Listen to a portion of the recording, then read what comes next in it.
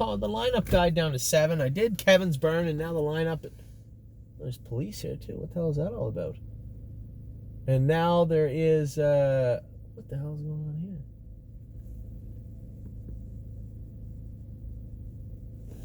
Oh, that's weird.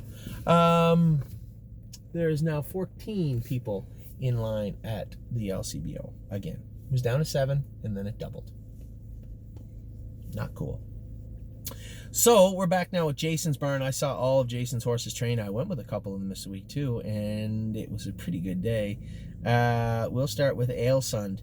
Ailsund looked very good. It looked like Compass Rose DC come first over and was going to engulf her down the lane, and Ailsund dug back in. Jason is right. I haven't sat behind her, but she looks really, really good training right now. He's done a great job with her, bringing her back. Cavill Hanover trained good this morning.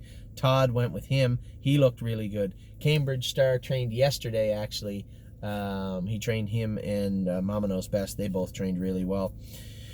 He's doing his work well, getting bigger, stronger. Very, very happy with him. I don't know what the hell the police are doing here. Compass Rose DC, as I said, came first over. Looked like she was going to get to Ailsund and then couldn't quite get there today. And then we have Globetrotting. I trained Globetrotting in 2.6 last half, 1.1 last quarter, and 29 in a piece the other day, and she looked really, really good training. Time now to throw the hobbles on her. I'd say in the next 3 weeks we'll get her down, we get the track graded and get some stone dust on it, and we can really let these things march. I think we'll probably go a mile in 2.1, 2 minutes, 2.2, something like that with Globetrotting, and hopefully get racing back going shortly after that. Now the predicament we're in with her is we're going to have a point in time where we send the horses. Hopefully Jason can go with them, and then we have to qualify Globetrotting, right? These other fillies, Compass Rose and Ailsund, they're qualified.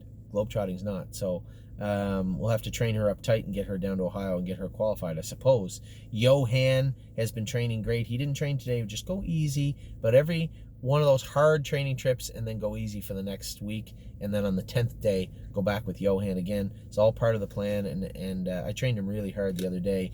And he made a break, but like I said, I still left with a smile on my face because he's been great. Johan continues to look good. Mama Knows Best looked great yesterday training. Overdue Mission needs some more time. She looks like she's being asked to do something she can't do right now, which is frustrating and odd. But nothing that work won't straighten out. So I said to Jason, just continue to work her. She'll come around, and I suspect she will. Overdue Mission, doing her work well, just needs to do more of it. Susie K doesn't need to do more of it. She loves to work. It's all she does on the track. She looks like that little runt that goes to the gym and tries to run circles around everybody and lift heavier weights than everybody. And Susie K is an overachiever. Born that way, always will be that way. Susie K has looked good throughout. Sebastian Yu is training great. He'll be in a set on Wednesday. Very happy with him lately. Really blue chip. I trained her today 1.5 miles, last half in 1:04 on the jog cart. She was very strong. Rose Run Versatile looked great today. Jason trained her. Tightened her hobbles up. She was much, much better, he said. It's an easy mistake. I mean, this is a filly we raced with no hobbles. It's really hard to fathom she needs the hobbles on tight, but the way she is now, she's stronger, faster, I think, than she was before, and we'll keep her hung up that way. Rose Run Valiant trained good again also. He was the one on the inside, Ailsund and Compass Rose DC, as they were sprinting to the wire. He was coming up the inside now. He gave them a run for their money and trained well, but ultimately ended up third to them. Sometimes things happen. He's quietly become one of the better looking horses as far as overachievers are concerned. Ailsund, Jason said, has been training back great. So is Sometimes Things Happen. He looks awesome on the track. Can't wait to get racing him. Spend that money, get the week off. She deserved it. She's been great throughout. We don't want to stress this filly or push her too much. And then, of course, we have West 52nd. I watched him train just around 11:30 this morning, and he looked very, very good. He's got some weight put on him now. He looks really good. So all the barns are doing a great job. Listen, we're trying to do something nobody's done before, and all the stables in the world are in the same place. Be shut down for an extended period of time, continue to get your horses ready, and keep the ones that were ready in racing shape. It's not an easy thing to do, especially when you don't know when the finish line is. When is it over? So we're doing the best we can, and our trainers have just been handling it so professionally. Jason, Kevin, Harry, and Mario. Hats off to them, Danny.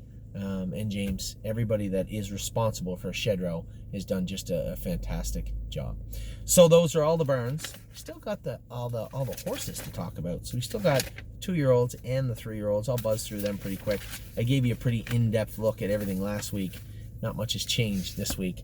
So I'll get right at it in just a minute.